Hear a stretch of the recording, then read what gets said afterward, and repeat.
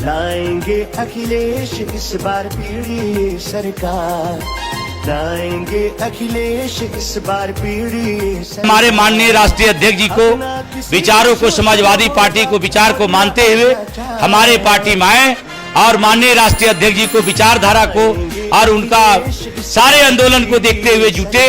और मैं सभी को आह्वान करता हूं कि समाजवादी पार्टी में सदस्यता ग्रहण करके मजबूत करें। जय समाजवाद, जय अखिलेश। आइए समाजवाद से जुड़िए, समाजवादी बनिए। किस प्रकार के बयान आते हैं, ये पता लगाने में ही कठिनाई होती है कभी कभी कि ये समाजवादी पार्टी के नेता बयान दे रहे हैं या कोई पाकिस्तान का प्रवक्ता बयान दे रहा है। आतंकवाद के खिलाफ देश की लड़ाई प्रधानमंत्री मोदी जी के नेतृत्व में 144 करोड़ के भारत को एक स्वर से लड़ना चाहिए। एक स्वर से प्रधानमंत्री मोदी जी के नेतृत्व में आतंकवाद का नेस्तनाबूद करने के संकल्प के साथ आगे बढ़ना चाहिए। जो थोड़े तत्व सिर उठाने का प्रयास कर रहे हैं, इनके भी जहन्नुम में जाने के दिन बहुत शीघ्र सामने दिखाई देंगे।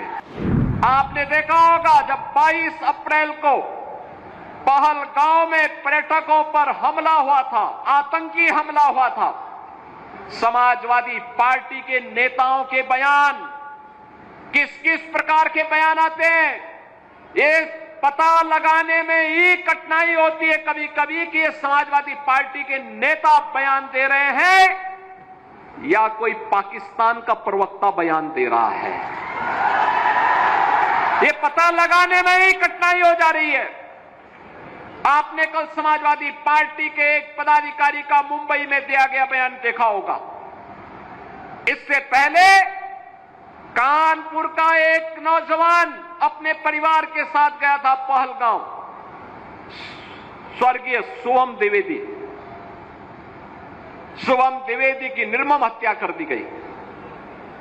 जब पत्रकारों ने समाजवादी पार्टी के अध्यक्ष से पूछा कि आप समाजवादी पार्टी आप वहां क्यों नहीं गए, तो उन्होंने कहा कि हमारी पार्टी का थोड़े था।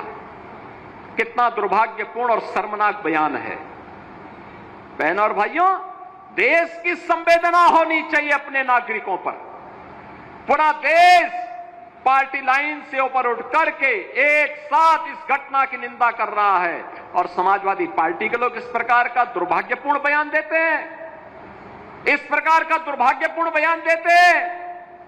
पहलगांव की घटना में उनका एक राष्ट्रीय महासचिव बयान देता है, कहता हिंदू ने हिंदू को मारा है, यानी पाकिस्तान को क्लीन चिट देने की कुत्सित चेष्टा। उनका एक सांसद उससे भी घटिया स्तर का बयान देता है। बहनों और भाइयों, जब भी जातिवाद की राजनीति होगी, जब भी विभाजनकारी राजनीति होगी, तो तुष्टीकरण की पराकाष्ठा को पार करते हुए आपकी सुरक्षा के साथ ऐसे ही खिलवाड़ करने का कुत्सित प्रयास करेंगे जैसे वर्तमान में कुछ कांग्रेस के नेता और समाजवादी पार्टी के नेता कर रहे हैं। हमें एक स्वर से निंदा करनी चाहिए।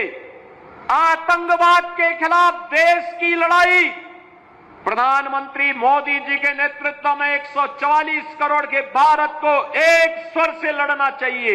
एक स्वर से प्रधानमंत्री मोदी जी के नेतृत्व में आतंकवाद का नेस्तनाबूद करने के संकल्प के साथ आगे बढ़ना चाहिए। इस संकल्प के साथ अगर हम आगे बढ़ेंगे तो जैसे 10 वर्ष में आपने देश से आतंकवाद को, नक्सलवाद को, उग्रवाद को समाप्त होते हुए देखा होगा, ऐसे ही जो थोड़े तत्व सिर उठाने का प्रयास कर रहे हैं, इनके भी जहन्नुम में जाने के दिन बहुत शीघ्र सामने दिखाई देंगे। और इसीलिए बहनों और भाइयों, आज हम सब आपके बीच इसी बात को लेकर के आए हैं। आखिर देश के बारे में कुछ तो दायित्व होने चाहिए, एक तो सीमा होनी चाहिए। सार्वजनिक जीवन में एक लक्ष्मण रेखा तो होनी चाहिए। जब राजनीतिक पूर्वाग्रहों से ऊपर उठ करके हम देश के बारे में सोचें, समाज के बारे में सोचें,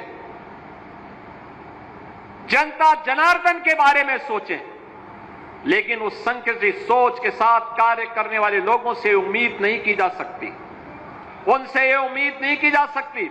आदिवासी समाज के संघर्ष की कहानी। बंजो ओनारे बंजा, ओनारे आनारे ओनारे बंजा। हमारी भी तमन्ना है कि तू डॉक्टर बन के हम सब गांव वालन की सेवा करे। क्या तुम्हें झारखंड के सभी सिनेमा घरों में 22 फरवरी से चाहे कुछ भी हो जाए। ये गांव हमारा, ये गली हमारी, ये कस्बा हमारा, ये काम हमारा। जातिवाद को हमें घर घर में फैलाना है। आज के बाद इन जैसा कोई भी आया तो उसका यही अंजाम होगा। It's not a question of good and bad. It's a question of win and defeat. ये धरती हमारी।